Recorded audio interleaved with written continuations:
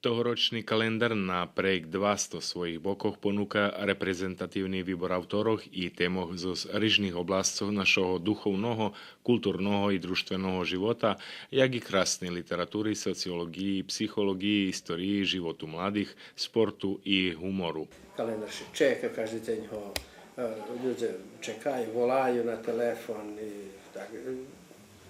I nie čudo, že še taká knižka čeka, bo to naša tradicionalna knjižka, perši kalendar, take koncepciji, jako sme dneška už vybudovali ruski hristijanski kalendar, taki ruski kalendar perši vyšao za 1921. rok, to znači, že ode jeden rok budeme mať 100-ročnicu ruskog hristijanskog kalendara, co krasna tradicija i za nas, jak za jednicu, to važne, bo to je jedan od naših brendov, jedan od naših slupov, našого kulturnog isnovanja.